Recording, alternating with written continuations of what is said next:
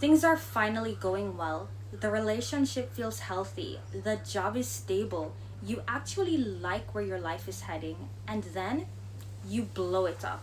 You pick a fight that didn't need to happen. You pull away from someone who was getting too close. You make a decision that you know, even while you're making it, is going to cost you something good. And then you stand in the wreckage and you ask yourself, why do I keep doing this?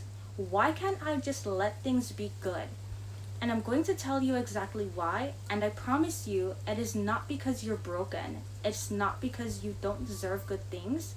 It is because your nervous system was trained in an environment where good things simply did not last. And it's trying to protect you the only way it knows how. Stay with me. In this video, we're going to talk about what self-sabotage actually is and why it shows up precisely when things are going well.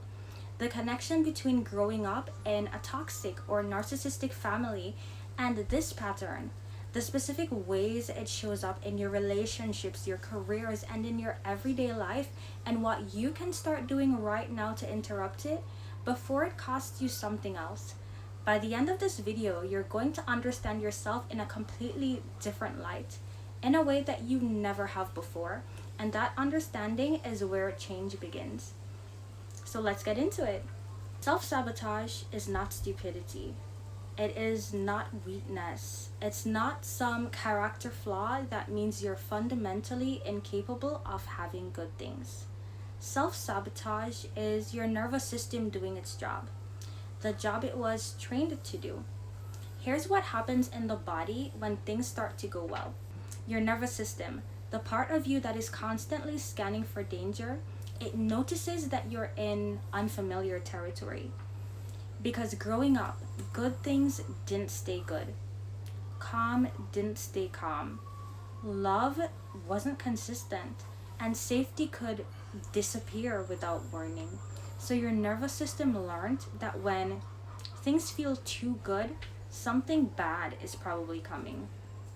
And instead of waiting for the other shoe to drop, it drops the shoe for you, because at least you're in control of when the pain comes. That is what self-sabotage is. It's a preemptive strike against a threat that your body perceives is inevitable. It's the nervous system saying, I don't trust this. Let me end it before it hurts me. If you grew up in a toxic or a narcissistic family, you know what it means to have the rug pulled out from under you.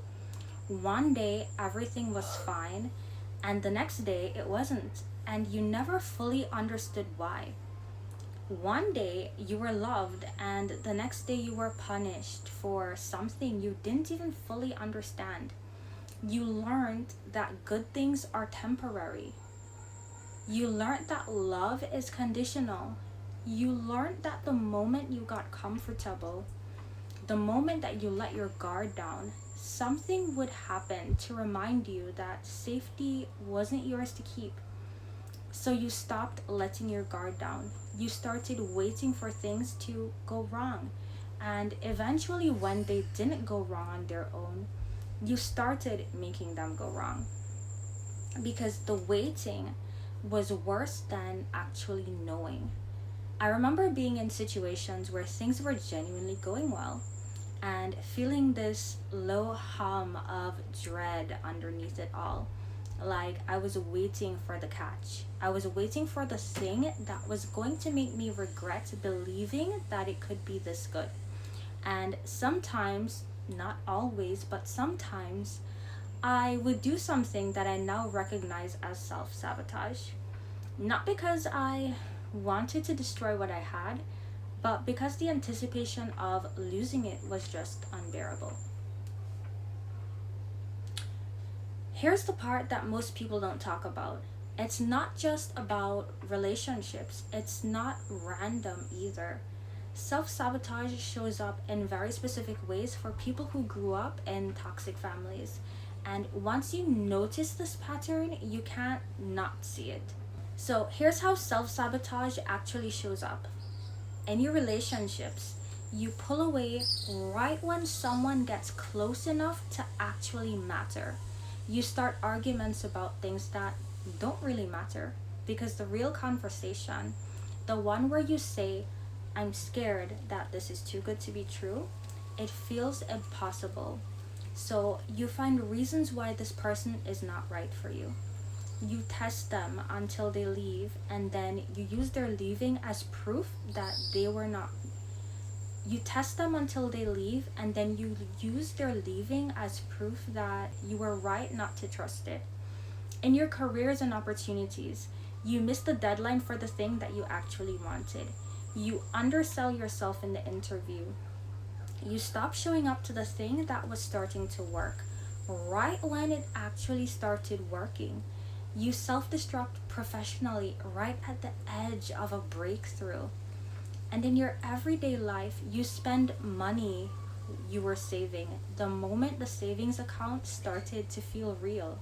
You stop the healthy habit right when you were starting to see results. You isolate from the people who are actually showing up for you. And every single one of these is the same pattern. Good things feel dangerous, so you make them stop before they can stop themselves. Now, before we get into what you can actually do about this, I want to mention 2 things that I've made specifically for moments like this. So if you've ever walked away from a triggering interaction, whether it was something that happened in a relationship or something that activated an old wound, and you could not come back to yourself, you were tense for hours, you couldn't sleep, you kept replaying it in your head over and over. The People Pleaser's Emotional Reset Guide was made for exactly that. It walks you through how to calm your nervous system and come back to yourself so you're not left carrying that tension into the next moment of your life. It is completely free, and the link is in the description. And if self-sabotage for you shows up in conversations where you freeze at the exact moment where you need to speak up, if you go blank and then spend the next 3 days replaying what you should have said, Freeze Response Recovery Kit has word-for-word scripts for those moments, so you stop losing ground in conversations because your nervous system shuts down. That link is also in the description. So here's what to do about your self-sabotaging patterns. Step 1, name it in real time. The next time you feel the urge to do something that you know will cost you something good, pause, say it out loud or in your head. This is self-sabotage. This is my nervous system trying to protect me from something it believes is dangerous. I'm not in danger, I'm just in unfamiliar territory. Naming it like this doesn't make it disappear, but it creates a tiny gap between the impulse and the action. And in that gap is where your choices live. Step 2, ask yourself what you're actually afraid of. Because underneath every act of self-sabotage is a fear. Usually it's one of these.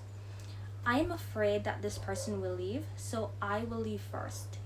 I'm afraid that the success will be taken away, so I will take it away myself. I am afraid that if I let myself want this and it doesn't work out, I won't survive the disappointment.